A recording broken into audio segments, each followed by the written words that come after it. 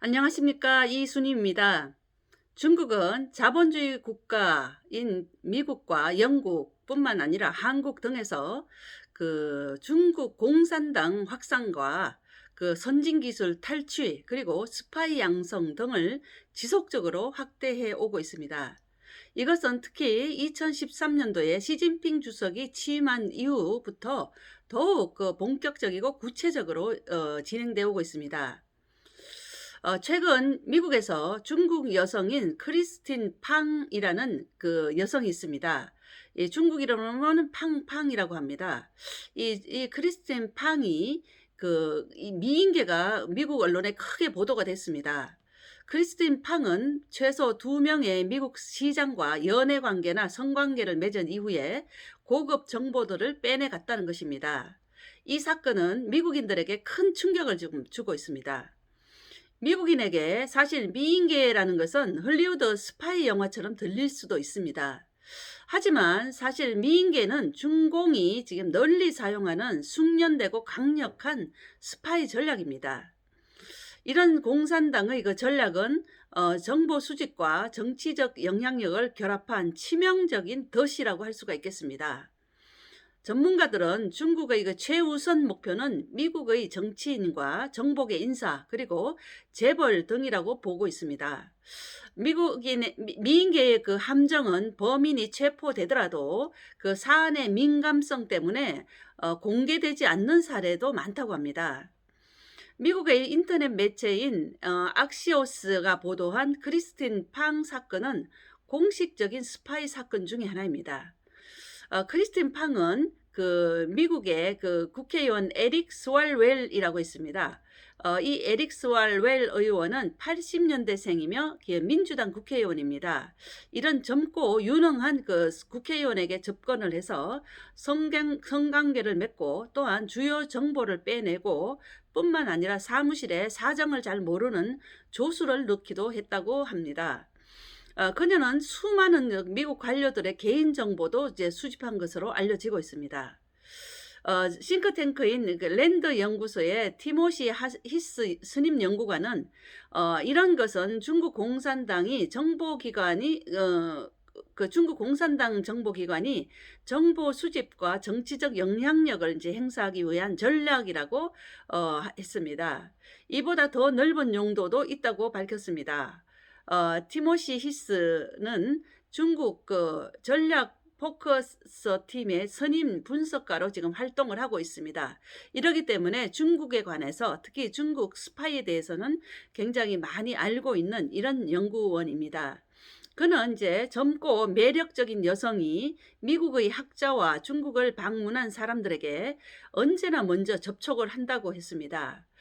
또한 중국 공산당 특수요원이 미인계를 이제 이용해서 미국 관료들에게 민감한 정보를 넘기도록 유혹을 한다고 합니다. 그런 다음엔 태도를 바꿔서 피해자들을 협박해서 더 많은 정보를 이제 얻어낸다고는 것입니다. 미인계에 빠진 미국인이 몇 명인지 확실치는 않다고 합니다. 전직 국방부 정보요원은 폭스뉴스와의 인터뷰에서 최소 이런 미인계를 향하는 여성들이 수백 명이라고 밝혔습니다. 2011년에 한국 당국은 덩신민이라는 중국 여성이 중국에 주재하는 한국 외교관 10여 명과 관계를 맺고 핵심 정보를 빼가기도 했습니다. 이때 피해자들은 아무리 경고를 해도 함정에 빠지면 막을 방법이 없다고들 얘기를 하고 있습니다. 한 예로 2008년에 이안 클레멘트는 이제 런던의 부시장입니다. 이런 런던의 부시장이 당시 이제 런던 부시장 신분으로 베이징 올림픽에 참석을 하기로 했습니다. 그래서 이제 영국 정보 당국으로부터 통보를 받았다고 합니다. 중국 특수요원이 여성을 이용해서 잠자리로 유인은 한 뒤 유인을 한 뒤에 중요 정보를 빼가는 일이 잦다고 이제 이렇게 얘기를 해 주었습니다. 그런데 정말 자신이 그런 것에 걸려들 줄은 꿈에도 몰랐다고 했습니다. 클레멘트는 이제 한 모임에서 매력적인 여성을 만났는데 그 여자가 건네준 술에 뭔가 들어있는 게 아닐까 하는 의심이 들었다고 했습니다. 그런데 그가 기절한 후에 그녀는 그의 방에 들어와서 샅샅이 다 뒤져갔다는 것입니다. 중국에서 공안국 국장을 지낸 이제 14년을 지낸 어떤 중국 사람이 말을 했습니다. 그는 사법 시스템에서 5년간 또 근무를 한 한광성이라는 사람입니다. 그는 중국 각지에 이제 외국인들을 위한 호텔이 지정이 되어 있다고 밝혔습니다.